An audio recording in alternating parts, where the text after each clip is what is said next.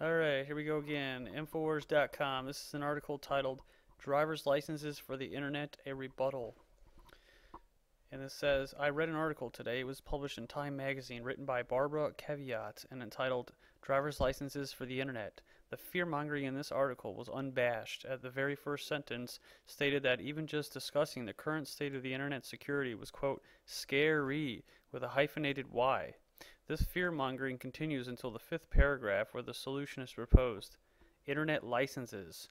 Fear-mongering aside, the arguments for this solution were weak. Caveat states that a major obstacle to implementing the licenses would be public outcry against the loss of online anonymity. I can never pronounce that word, but her response is that in the real world, your anonymity is only allowed in public. However, if you were to say, walk into the bank vault, you would need to present an ID. Well, the equivalent of that structure is already in place on the internet, so I fail to see what the issue is. I cannot enter into anyone's bank account but my own, and even then it is required that I register my online account with the company, and I am granted access each time I log in. If someone were to gain access to the online equivalent of the bank, quote, vault, they would certainly need to present credentials that most of us do not have. And it goes on to say, Caveat's second argument is that the license or licenses would prevent scammers from collecting donations for fake charities, as they would have to present their true identity in order to set up such a site. And it says, personally, I am no more likely to give my money to a non-reputable charity that I know nothing about online than I am to some random guy on the street corner with a bucket and a sign. Does that mean that some overly trusting people wouldn't fall for the scam? No, of course not, but scammers can be prosecuted scammers can be prosecuted online or off, just like someone stealing from a bank would be criminally charged whether they hacked in or walked in off the street and held the place up. Caveat goes on to mention that identity theft only in the fear-mongering portions of her article.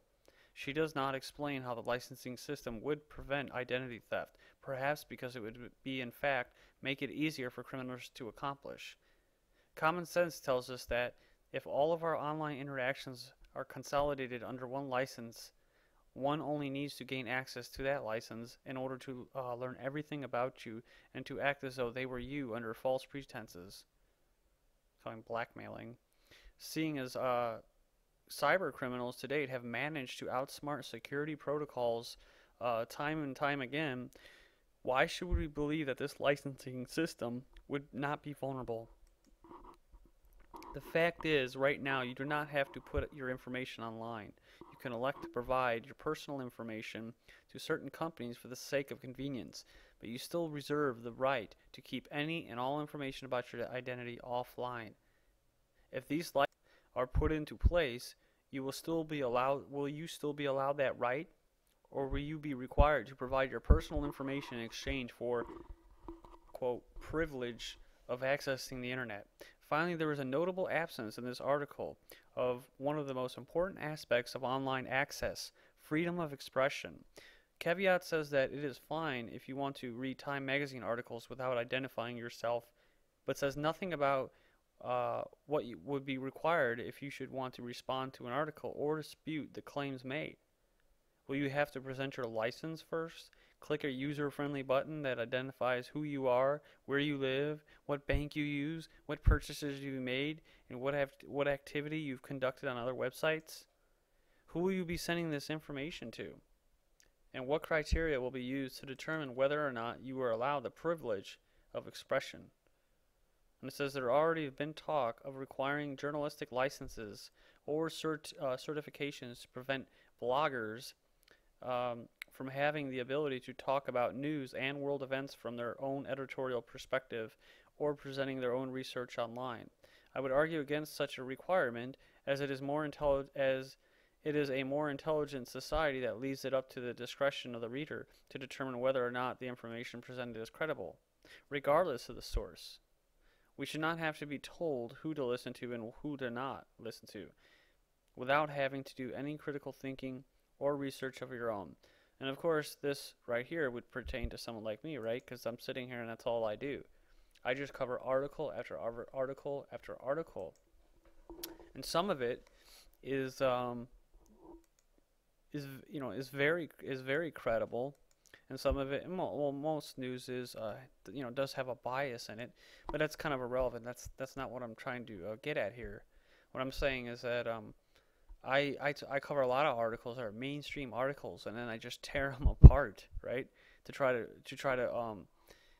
it's basically I just post these articles because I want to show people and keep connecting the dots and keep building this bigger picture so that people can see what it is these quote conspiracy theorists are really talking about, right? Because if we just go on and on and on without showing you articles, well, then you'll just think we're a bunch of kooks and nuts, and I would too, because if you're not based in, if you don't have facts, right? If you don't have the facts to back it up, you're not really based in reality anymore. And so, what I like to do is I like to take our enemies' um, information. I'm not saying Infowars. Infowars obviously is an ally, but I'm saying, you get Reuters and New York Times and Bloomberg and all those, and the bankers basically and their propaganda, and we like to cut it apart and show to you what is crap and what is not. And obviously, we're not trying to think for you, or we're not trying to tell you what to think. We're proposing our perception of reality based off the facts that we show and put together.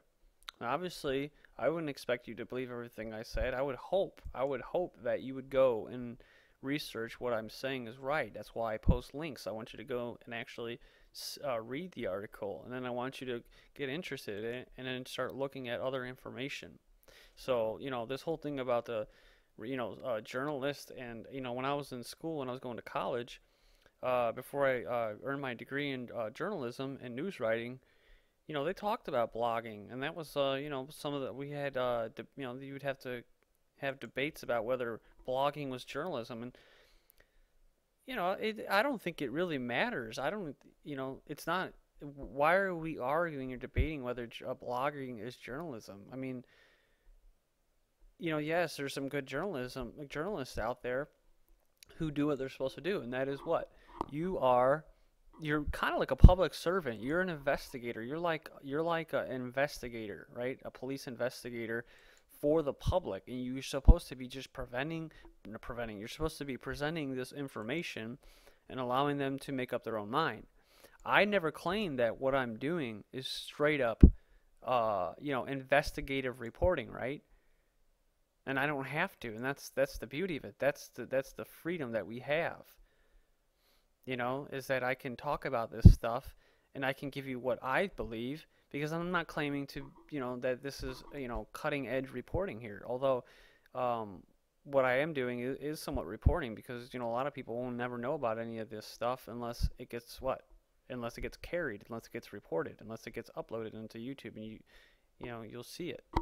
So, I kind of went on to a rant with the whole blogging and journalism um, portion, but I finished up right here.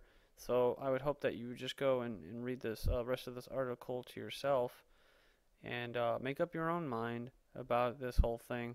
But I've been seeing more and more about the internet coming under fire, which is, of course, our First Amendment right, which is free speech.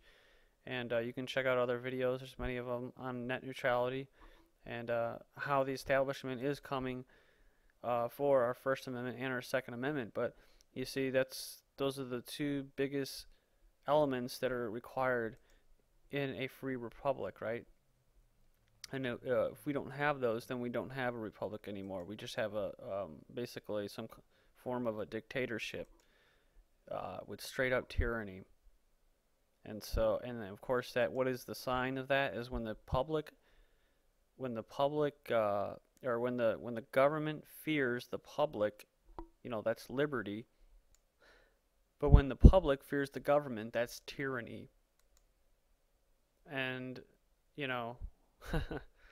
right now we're just kind of tiptoeing into that tyranny where the majority of the public does fear the government. And me myself, I will say that the government has been hijacked, and it's not the government that I know. It has been hijacked by offshore bankers. And yeah, I mean, I don't fear it, but I gotta say, look out. Look